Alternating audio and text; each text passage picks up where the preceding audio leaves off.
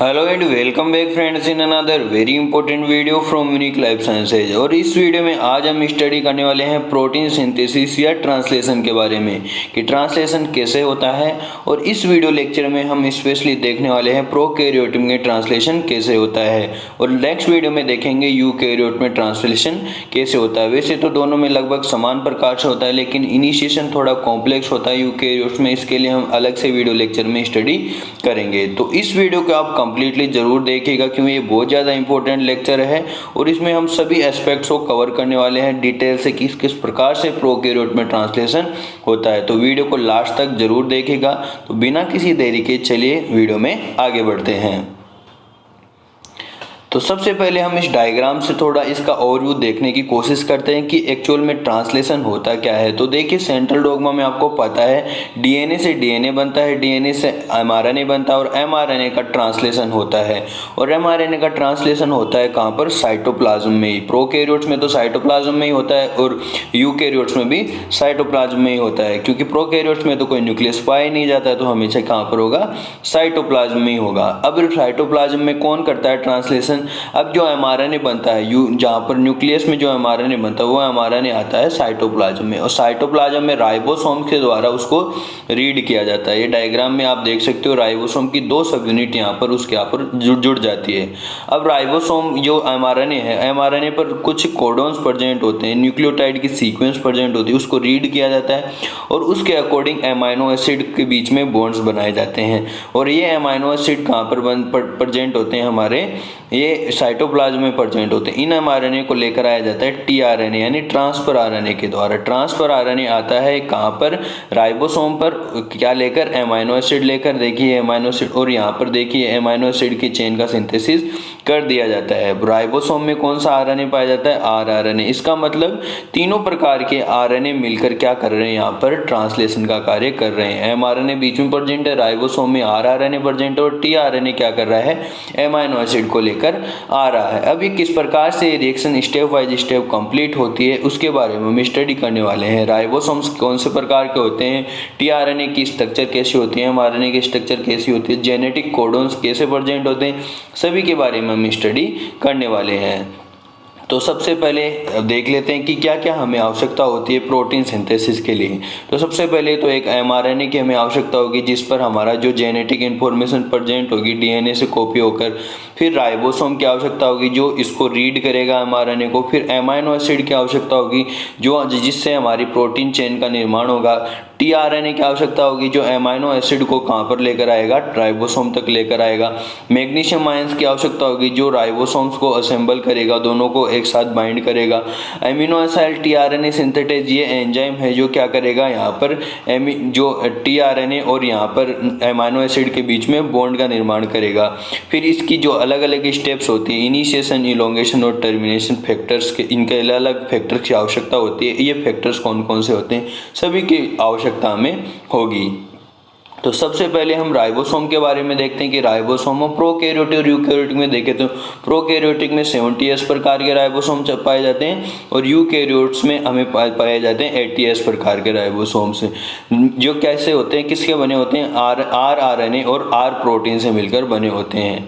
इसमें देखो तो आप लगभग प्रोटीन सिंथेसिस में लगभग 30% से 40% इसमें प्रोटीन होती है, 60% से 70% आरआरएनए प्रेजेंट होता है।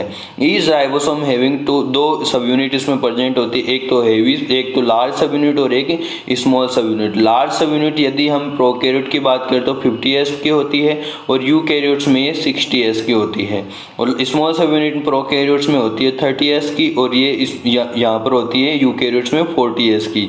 तो देखते हैं कि कौन कौन से आरएनए इसमें ये साइट प्रेजेंट होती है। देखिए राइबोसोम में 3 साइट प्रेजेंट होती है, ए साइट, पी साइट और ई साइट। ए साइट का मतलब है जहाँ पर टीआरएनए आकर बाइंड होता है, जिसको हम अमीनो एसाइलेटेड टीआरएनए साइट बोलते हैं। पी साइट जहाँ पर पेप्टाइड बॉन्ड का निर्माण किया जाता है, पेप्टिडाइल टीआरएनए साइट भी बोलते हैं।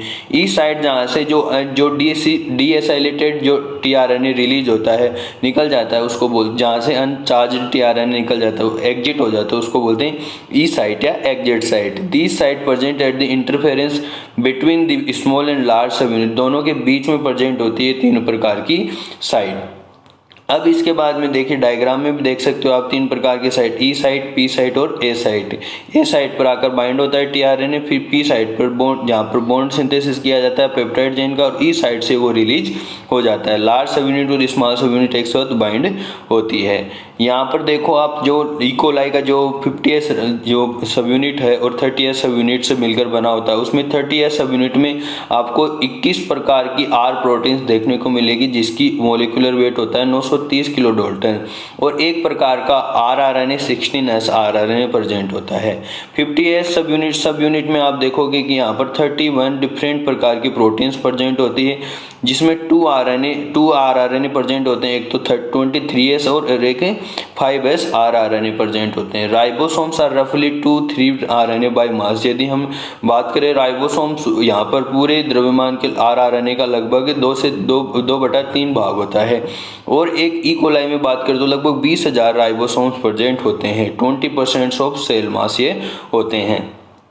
अब इसके बाद में टीआरएनए की देखें हम, टीआरएनए की स्ट्रक्चर कैसी होती है। देखिए टीआरएनए की स्ट्रक्चर आप इस प्रकार देख सकते हो, क्लोवर लीफ मॉडल दिया गया है। इसमें आप देख सकते हो डायग्राम में जो आपको गोल स्ट्रक्चर दिखाई दे रही है, ये है जो न्यूक्लियोटाइड्स है। न्यूक्लियोटाइड्स के बीच में बेस एक ही मॉलिक्यूल होता है, लगभग इसकी लंबाई होती है 70 से 75 न्यूक्लियोटाइड लंबा होता है, जिसमें इंट्रा मोलिकुलर बेस पेयरिंग हो जाती है, खुद में ही यहाँ पर बेस पेयरिंग हो जाती है। और इस प्रकार क्लोवर लीफ बेस, यहाँ पर आपको अलग अलग स्टेम और लूप देखने को मिलेंगे।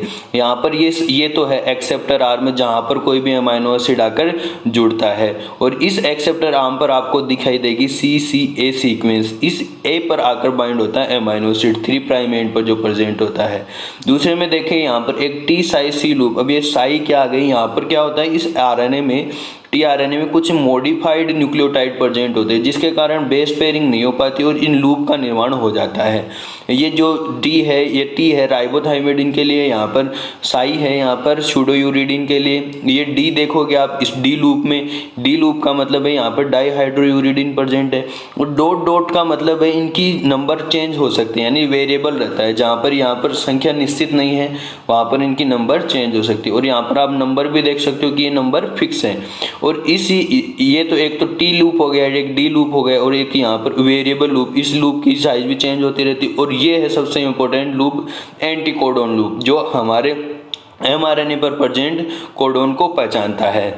इसके बारे में अब देखिए इसकी स्ट्रक्चर। इसमें यहाँ पर एमाइनो एसिड टीआरएनए सिंथेटेज द्वारा किसको जोड़ा जाता है, एमाइनो एसिड को जोड़ा जाता है। अब mRNA की स्ट्रक्चर भी देख लेते हैं, mRNA कैसा होता है। प्रोकैरियोटिक और यूकैरियोटिक में दोनों में ही mRNA की बात करें तो प्रोकैरियोटिक में जो mRNA होता है उसको बोलते हैं पॉलीसिस्टोनिक mRNA, यानी उसमें मल्टीपल जीन प्रेजेंट होते हैं। एक ही mRNA के द्वारा एक से अधिक प्रोटीन का निर्माण ट्रांसलेशन के बाद में होता है। और प्रोकैरियोटिक mRNA में एक विशेष प्रकार की राइबोसोम बाइंडिंग साइट प्रेजेंट होती है, जिसको बोलते हैं सैंड-डेल्गर्नो सीक्वेंस, जो यहाँ पर जो स्टार्ट कोडोन होता है उससे पहले प्रेजेंट होती है। और आपको पता है 5 प्राइम की तरफ और 3 प्राइम की तरफ एक अनट्रांसलेटेड रीजन पाया जाता है, जिसको 5 प्राइम यूटीआर और 3 प्राइम यूटीआर कहते हैं। यूकैरियोट्स की बात करें तो यूकैरियोट्स में मोनोसिस्टोनिक पाया जाता है, यानी एक mRNA से सिर्फ एक ही प्रकार की प्रोटीन बनती है। और इसमें भी 5 प्राइम यूटीआर और 3 प्राइम यूटीआर दोनों रीजन प्रेजेंट होते हैं, लेकिन इसमें विशेष प्रकार की सीक्वेंस जैसे 5 प्राइम जीके और पॉली ए टेल पाई जाती है।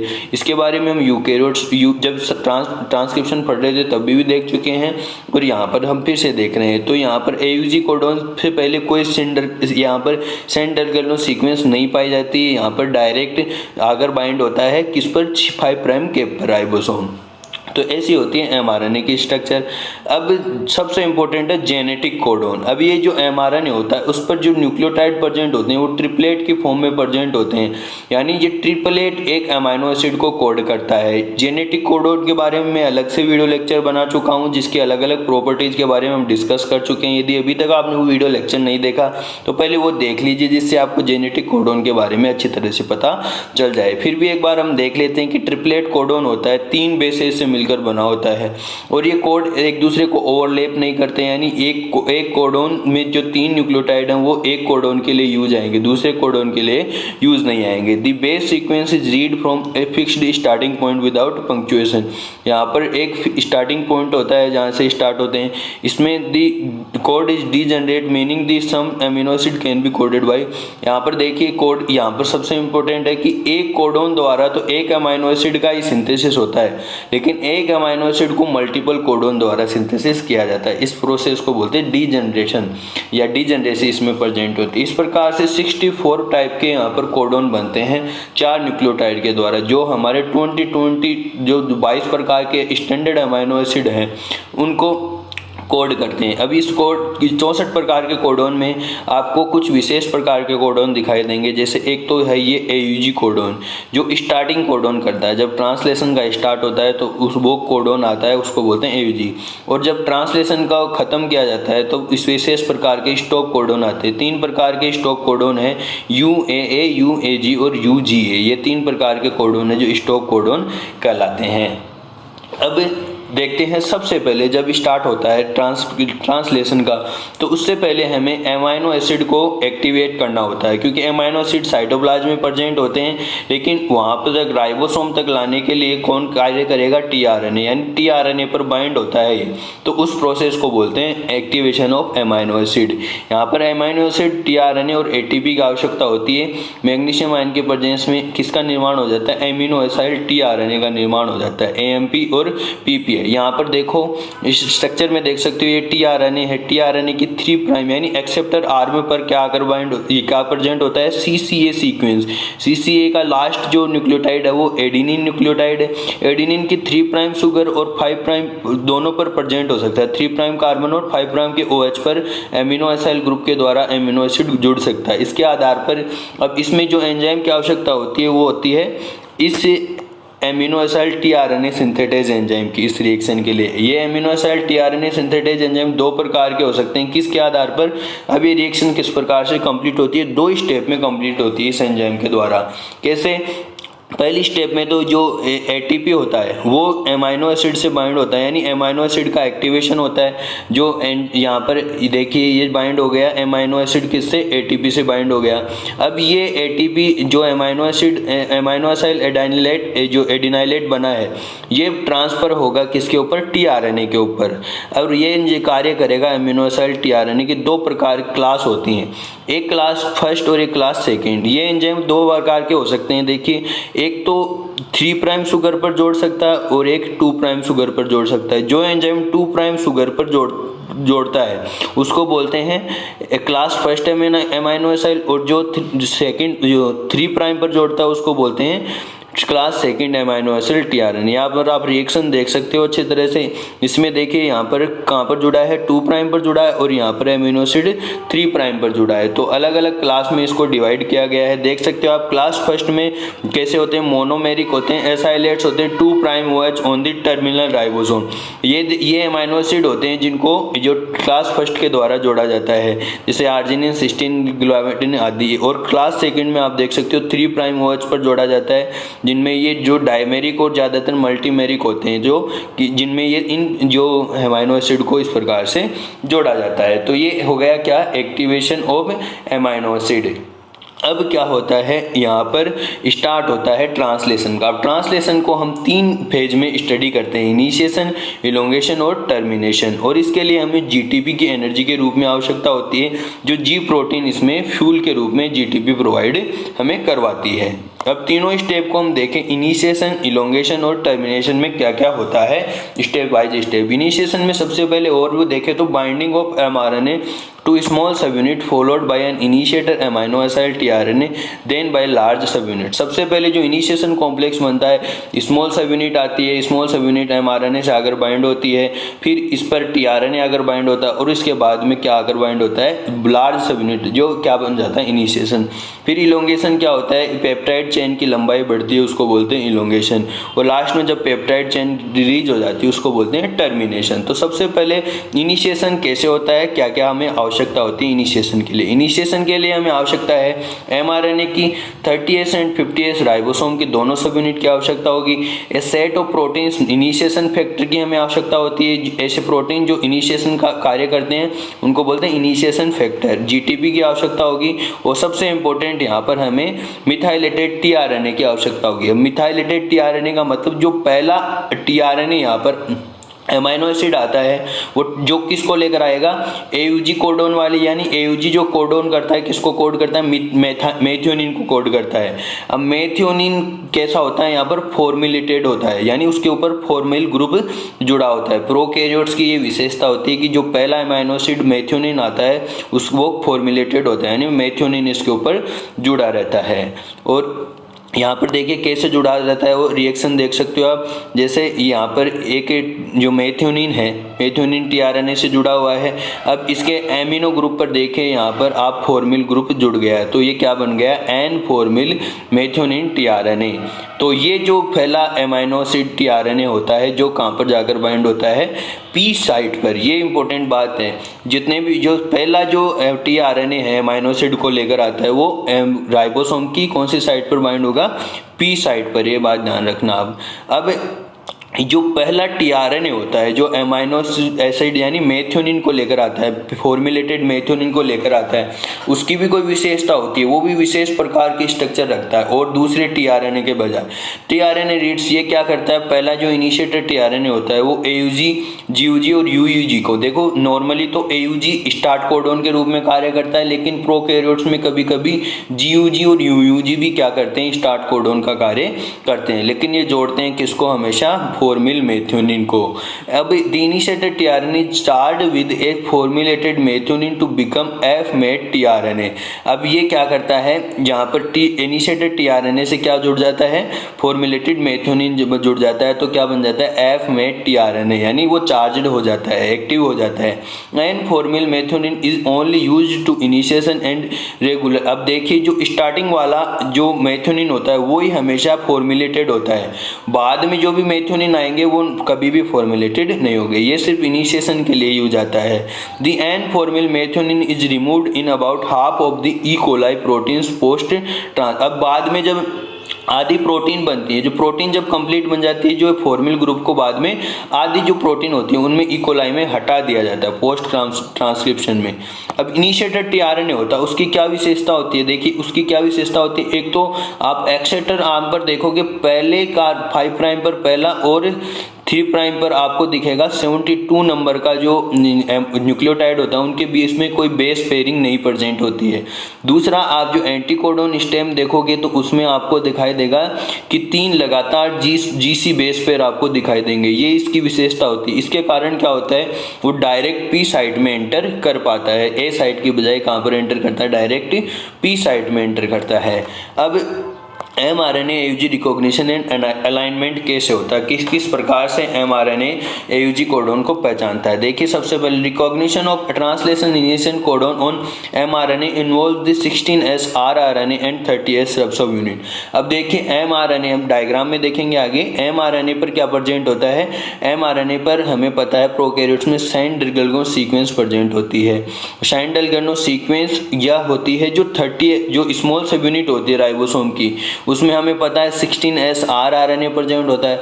उस 16S rRNA की कॉम्प्लीमेंट्री प्रेजेंट होती है क्या, साइन-डेल्गनो सीक्वेंस, इसलिए वो आसानी से स्मॉल सब यूनिट आकर बाइंड हो जाती है साइन-डेल्गनो सीक्वेंस पर और आसानी से वहाँ पर इनिशिएशन कॉम्प्लेक्स की शुरुआत हो जाती है। अभी साइन-डेल्गनो सीक्वेंस क्या होती है, अलग अलग प्रकार की हो सकती है। लगभग ये AUG कोडोन से लगभग अपस्ट्रीम की तरफ 10 न्यूक्लियोटाइड दूर, लगभग कंफर्म नहीं है, लगभग 10 न्यूक्लियोटाइड की दूर पाई जाती है और अलग अलग जीन में हमें अलग अलग प्रकार की ये साइन-डेल्गनो सीक्वेंस देखने को मिल सकती है, जिनके हम एक कंसेंसस सीक्वेंस प्राप्त कर सकते हैं जो 16S rRNA के लगभग कॉम्प्लीमेंट्री होती है, इसलिए आसानी से बाइंड हो जाता है। अब हमें आवश्यकता होती है इनिशिएशन फैक्टर की, तो यहाँ पर हम प्रोकैरियोट्स में बात करें तो 3 प्रकार के इनिशिएशन फैक्टर होते हैं। यूकैरियोट्स में ये काफ़ी कॉम्प्लेक्स होता है, जिसके बारे में हम नेक्स्ट वीडियो में स्टडी करेंगे। अब यहाँ पर जो इनिशिएशन फैक्टर होते हैं वो 3 होते हैं, IF1, IF2 एंड IF3। जो IF1 होता है, इनिशिएशन फैक्टर 1 होता है, वो क्या कार्य करता है, जो 30A सब यूनिट होती है, स्मॉल सब यूनिट, उसकी ए साइट पर बाइंड हो जाता है। पहले ए साइट पर बाइंड होने से क्या होता है, जो पहला tRNA आता है अमीनो एसिड को लेकर, वो ए साइट पर जुड़ नहीं पाता, यानी इसको जुड़ने से रोकता है, वो सीधा पी साइट पर आकर बाइंड होता है। तो फिर दूसरा जो IF2 होता है वो क्या कार्य करता है, ये जी प्रोटीन होती है, जो क्या होती है, जो tRNA आता है उस tRNA के ऊपर जुड़ी रहती है, जिसको हम यहाँ पर ये पी साइट पर जोड़ने में फैक्टर यहाँ पर कार्य करती है, और ये IF1 के साथ भी इंटरेक्ट करता है। IF3 क्या करता है, IF3 करता है binds to 30S E site, यानी ये पहले से ही 30S के ऊपर ई साइट पर जुड़ी रहती है, और ई साइट पर जुड़ी रहने से क्या होता है, ये जो प्रीमेच्योर एसोसिएशन होता है 30S और 50S यूनिट का, उसको प्रिवेंट करती है। जब कम्प्लीटली tRNA जुड़ जाता है तभी ये इसका एसोसिएशन कर पाता है। ये तीनों प्रकार के फैक्टर हमें इस प्रकार से आवश्यक होते हैं। अब हम इसको देखें कि किस कैसे स्टेप में यहाँ पर कंप्लीट होता है। तो सबसे पहले स्टेप में क्या होता है, 30S सब यूनिट्स, आगे डायग्राम में देखेंगे कि किस प्रकार से होता है। देखिए 30S सब यूनिट से सबसे पहले IF1 और IF3 बाइंड हो जाते हैं, IF3 और IF1 बाइंड हो जाते हैं, और इसके बाद में क्या होता है, tRNA ये जाकर बाइंड हो जाते हैं mRNA पर, mRNA पर बाइंड होने पर इनके ऊपर आकर बाइंड हो जाता है फॉर्मुलेटेड मेथियोनिन tRNA, यानी जो मेथियोनिन को लेकर आया है वो tRNA आकर बाइंड हो जाता है। इससे क्या होता है, जो IF3 वो लूज हो जाता है, IF3 रिलीज हो जाता है। अब IF3 रिलीज होने के बाद में 50S सब यूनिट आ जाती है। 50S सब यूनिट आते ही क्या होता है, GTP का हाइड्रोलाइसिस होता है, और GDP, IF2, IF1 तीनों प्रकार के फैक्टर यहाँ पर रिलीज हो जाते हैं, और 70S इनिशिएशन कॉम्प्लेक्स का निर्माण हो जाता है। अब यहाँ पर आप इस डायग्राम में और अच्छे से देख सकते हो। देखिए सबसे पहले स्मॉल सब यूनिट आई है, सबसे पहले स्मॉल सब यूनिट में IF3 और IF1 जुड़ा हुआ है। IF1 कहाँ पर, ए साइड पर, और IF3 जुड़ा हुआ है ई साइड पर। IF1 अब यहाँ पर देखो फिर क्या होता है, mRNA की आवश्यकता होती है, और ये क्या है, एन फॉर्मिल मेथियोनिन tRNA। अब देखियो मेथियोनिन tRNA पर क्या जुड़ा हुआ है, IF2 पहले से ही जुड़ा हुआ है, यानी ये एनर्जी प्रोवाइड करवाता है इसको यहाँ पर AUG कोडोन, इनिशिएशन कोडोन पर बाइंड होने के लिए। अब ये यहाँ पर जुड़ गया, तो देखिए पी साइट पर क्या आ गया, AUG कोडोन, ए साइट पर क्या जुड़ा हुआ है, IF1, और ई साइट पर जुड़ा हुआ है IF3। तो ये यहाँ पर कॉम्प्लेक्स बन गया 30S इनिशिएशन कॉम्प्लेक्स। अब जैसे ही 50S सब यूनिट आती है यहाँ पर, तो 50S सब यूनिट को देखकर यहाँ पर तीनों प्रकार के जो फैक्टर हैं IF2 और IF1, IF3 ये सभी निकल जाते हैं, और GDP के रूप में हाइड्रोलाइसिस हो जाता है, और यहाँ पर 70S कॉम्प्लेक्स का निर्माण हो गया, जिसमें पी साइट पर आपको देख सकते हो यहाँ पर क्या जुड़ गया, एन फॉर्मिल मेथियोनिन tRNA। तो इस प्रकार से इनिशिएशन का स्टार्ट हो गया। अब इसके बाद में हम देखते हैं इलोंगेशन। इलोंगेशन के लिए हमें क्या क्या रिक्वायरमेंट होती है। तो इलोंगेशन के लिए हमें क्या चाहिए, पहले तो एक mRNA चाहिए जो 70S राइबोसोम जिस पर कॉम्प्लेक्स बन चुका है इनिशिएशन के टाइम। फिर चाहिए हमें बहुत सारे एमिनो एसिड tRNA, क्योंकि हमें बहुत सारे एमिनो एसिड चाहिए जो tRNA लेकर आएंगे। फिर चाहिए हमें a set of proteins known as elongation factor. फिर हमें जैसे इनिशिएशन फैक्टर की आवश्यकता थी, तो हमें यहाँ पर इलोंगेशन फैक्टर की भी आवश्यकता होगी, और एनर्जी प्रोवाइड करवाने के लिए हमें GTP की आवश्यकता होगी। अब यहाँ पर देखते हैं chain elongation can be divided into 3 step. यहाँ पर इलोंगेशन को हम 3 स्टेप में डिवाइड कर सकते हैं। सबसे पहले तो binding of incoming amino acid tRNA, जो सबसे पहले अब जो पहला tRNA आया था वो एमिनो एसिड को लेकर आया था, वो तो आकर बाइंड हुआ था कहाँ पर, वो तो आकर बाइंड हुआ था पी साइड पर। अब जितने भी एमिनो एसिड आएंगे वो आकर बाइंड होंगे ए साइड पर। तो पहली स्टेप होती है ए साइड पर आकर बाइंड होना। फिर दूसरी स्टेप होती है ए साइड पर जो प्रेजेंट एमिनो एसिड और पी साइड पर जो एमिनो एसिड बैंड प्रेजेंट है उनके बीच में एमिनो एसिड का फॉर्मेशन। इस प्रोसेस को बोलते हैं ट्रांसपेप्टाइडेशन। फिर होता है जब राइबोसोम असेंबली आगे की ओर मूवमेंट करती है, 3 न्यूक्लियोटाइड आगे यानी एक कोडोन छोड़कर दूसरे कोडोन पर आगे बढ़ती है, तो फिर इस प्रोसेस को बोलते हैं ट्रांसलोकेशन। अब ये प्रोसेस किस प्रकार से होती है, स्टेप वाइज स्टेप डायग्राम से हम इसको समझने की कोशिश करते हैं। और इसमें भी 3 प्रकार के इलोंगेशन फैक्टर हमें आवश्यकता होती है, EFTU, EFTS और EFG। अब EFTU क्या कार्य करता है, देखिए EF2 क्या कार्य करता है, जी प्रोटीन होती है दैट बाइंड्स अमाइनो एसिड, ये जो आता है टीआरएनए, नया टीआरएनए उसके ऊपर बाइंड हो जाती है, और जहाँ पर जीटीपी का हाइड्रोलाइसिस के द्वारा उसे ए साइट पर बाइंड करती है। फिर EFTS क्या करता है, देखिए EFTS का और कोई कार्य नहीं है, यहाँ पर EFTU जीटीपी से जुड़ा होता है। अब यहाँ पर हाइड्रोलाइसिस से द्वारा जीडीपी में कन्वर्ट हो जाता है, तो इसको वापस से रीजनरेट कर दिया जाता है, किसके द्वारा, EFTS के द्वारा। EFG अब क्या कार्य करता है, अब ये ट्रांसलोकेशन का कार्य करता है। जब राइबोसोम की दोनों असेंबली आगे मूवमेंट करेंगी, उसके लिए मूवमेंट के लिए एनर्जी की आवश्यकता होगी, जो कार्य कौन करेगा, EFG, elongation factor G energy provide करवाता है।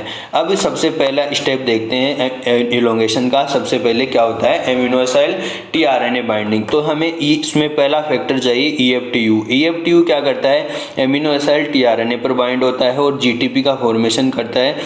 तो यहाँ पर ये टर्नरी कॉम्प्लेक्स का निर्माण हो जाता है, यानी किस किस कौन क्या, एक तो EFTU, जीटीपी और एमिनो एसिड तीनों चीज मिलकर टर्नरी कॉम्प्लेक्स का, ये टर्नरी कॉम्प्लेक्स कहाँ पर आकर बाइंड होता है, जो 50S राइबोसोम होता है उसकी साइड पर आकर, यानी डायरेक्ट ए साइड पर आकर बाइंड होता है।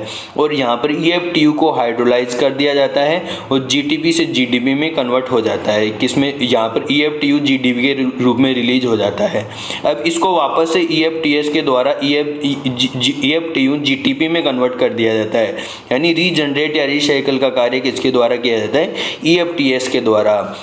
अभी देखिए, हम देखते हैं इसमें डायग्राम में, देखिए आप डायग्राम में समझने की कोशिश करो, इसमें पहली स्टेप पर फोकस करो। हम यहाँ पर पहली स्टेप पर फोकस करते हैं। देखिए ये पहली स्टेप है जिसमें आप देख सकते हो, पहले सबसे पहले इनिशिएशन में क्या हो गया था, ए साइट पर एन फॉर्मिल मेथियोनिन जुड़ गया था। अब क्या आएगा, नया एमिनो एसिड टीआरएनए आएगा, कौन सी साइट पर, ए साइट पर, ये पी साइट पर जुड़ गया था, सॉरी। अब ए साइट पर क्या आएंगे, नए एमिनो एसिड आएंगे। तो यहाँ पर मान लीजिए एलेनिन को लेकर आ गया, जिसका आपको एंटीकोडोन देख सकते हो, CGA एंटीकोडोन है जो इसका कॉम्प्लेक्स होगा ए साइड पर। यहाँ पर EFTU आएगा जीटीपी युक्त। अब ये EFTU आकर बाइंड होगा इस एमिनो एसिड टीआरएनए पर और ये टर्नरी कॉम्प्लेक्स का निर्माण हो गया। अब ये टर्नरी कॉम्प्लेक्स आकर बाइंड होगा किसके ऊपर, यह आकर बाइंड होगा, यहाँ पर देख सकते हो आप, टी साइड पर, यहाँ पर ए साइड पर आकर बाइंड हो गया ए साइड पर बाइंड। अब ये जैसे ही बाइंड हुआ तो हाइड्रोलाइसिस हुआ, EFTU जीडीपी में कन्वर्ट हो गया। EFTU जीडीपी में कन्वर्ट हो गया तो इसको वापस से देखिए EFTS द्वारा वापस से किस में कन्वर्ट कर दिया, EFTU जीटीपी में कन्वर्ट कर दिया, यानी इसका रिसाइक्लेशन कर दिया गया। अब दूसरी स्टेप देखते हैं, ट्रांसपेप्टाइडेशन किस प्रकार से होता है। अब ट्रांसपेप्टाइडेशन या हम इसको पेप्टिडाइल ट्रांसफर भी बोलते हैं। तो ये कार्य कौन करता है, देखिए ये कार्य कोई बाहर से एंजाइम नहीं आता है, ये कार्य इसमें खुद ही जो 50S सब यूनिट में जो rRNA प्रेजेंट होता है, 23S rRNA, वो ये कार्य करता है। 23S rRNA में पेप्टिडाइल ट्रांसफरेज एक्टिविटी पाई जाती है, यानी यहाँ पर ये राइबोजाइम का कार्य करता है। ऐसा RNA जो एंजाइम के रूप में कार्य करता है, ये क्या करता है, जो यहाँ पर देखिए, यहाँ पर एक तो ए साइट पर एमाइनो एसिड प्रेजेंट है और पी साइट पर भी एमाइनो एसिड प्रेजेंट है। तो पी साइट पर जो एमाइनो एसिड है और ए साइट पर जो एमाइनो एसिड है, इन दोनों के बीच में पेप्टाइड बॉन्ड का सिंथेसिस किया जाएगा, किसके द्वारा, पेप्टिडाइल ट्रांसफरेज, और इस प्रोसेस को बोलते हैं ट्रांसपेप्टिडाइडेशन। अब देखो कैसे होता है ये कार्य, देखिए ये ए साइट पर प्रेजेंट, यहाँ पर देखिए ये पी साइट पर पहला टीआरएनए आ गया था हमारे इनिशिएशन के दौरान। अब इलोंगेशन में जो पहला ए साइट पर आया है वो देखिए, यहाँ पर देखिए ए साइड का जो जो पी साइड का टीआरएनए उसकी कार्बोक्सिलिक ग्रुप और यहाँ पर उसका ए साइड वाले का एमिनो ग्रुप, इनके बीच में पेप्टाइड बॉन्ड का सिंथेसिस हो रहा है न्यूक्लियोफाइल अटैक के द्वारा। और यहाँ पर देखिए जो नया बॉन्ड सिंथेसिस हो गया, देखिए ए साइड पर हमें 2 अमीनो एसिड दिखाई देंगे और उनके बीच में पेप्टाइड बॉन्ड का निर्माण हो गया। और ये कार्य किसके द्वारा किया गया है, यहाँ पर पेप्टिडाइल ट्रांसफरेज एंजाइम के द्वारा, यानी 23S rRNA के द्वारा ये कार्य किया गया है। अब थर्ड स्टेप देखें इलोंगेशन की है ट्रांसलोकेशन। अब ट्रांसलोकेशन कैसे होता है, देखिए ट्रांसलोकेशन का मतलब है अब ये राइबोसोम यूनिट है वो आगे बढ़ेगी का कार्य क्या है, 3 कोडोन आगे जाएगी, यानी एक कोडोन से दूसरा कोडोन, यानी 3 न्यूक्लियोटाइड न्यूक्लियोटाइड आगे जाएगी, ऐसे समझ लीजिए। और आगे जाने के लिए हमें EFG की आवश्यकता होगी। ये EFG क्या करती है, GTP का हाइड्रोलाइसिस करती है और एनर्जी प्रोवाइड करके ये एग्जैक्ट 3 न्यूक्लियोटाइड आगे इसको ट्रांसफर करती है। उससे क्या होता है, उससे होता ये है कि जो पी साइड पर जो अनचार्ज टीआरएनए है वो तो ई साइड पर आ जाएगा और बाहर निकल जाएगा, और जो ए साइड पर जो ए साइड पर जो टीआरएनए था वो आ जाता है पी साइड पर, और पी साइड यहाँ पर ए साइड खाली हो जाती है नेक्स्ट टीआरएनए के लिए। अब देखिए यहाँ पर इस डायग्राम में फिर से समझते हैं हम इसको। यहाँ तक हमने देख लिया था, कहाँ तक देख लिया था, यहाँ तक देख लिया था हमने, यहाँ तक देख लिया था। अब यहाँ पर हमने देख लिया था कि दोनों एमाइन टीआरएनए यहाँ पर आकर आग बाइंड हो गए। फिर पेप्टिडाइल ट्रांसफरेज की एक्टिविटी हुई किसके द्वारा, ये पेप्टिडाइल ट्रांसफरेज की एक्टिविटी हुई है पेप्टिडाइल ट्रांसफरेज एंजाइम के। यहाँ पर देखिए ये बॉन्ड बनेगा किसके बीच में, मेथियोनिन और एलेनिन के बीच में बॉन्ड बन गया। अब नेक्स्ट टीआरएनए, अब यहाँ पर देखिए ये जो खाली टीआरएनए अनचार्ज टीआरएनए वो आ जाएगा AG साइड, यहाँ पर ट्रांसफर हो गई ई साइड पर, रिलीज हो जाएगा। देखिए ये रिलीज हो गया है यहाँ पर, और फिर क्या होगा, जो ये ए साइड पर जो 2 अमाइनो एसिड है वो पी साइड पर आ जाएंगे और ए साइड यहाँ पर खाली हो गई है फॉर नेक्स्ट टीआरएनए। इस प्रकार से ये तीसरी प्रोसेस कार्य होती है, और इसमें हमें पता है EFG की आवश्यकता ट्रांसलोकेशन के दौरान होती है, और पेप्टिडाइल ट्रांसफरेज की आवश्यकता होती है ट्रांसपेप्टाइडेशन के लिए।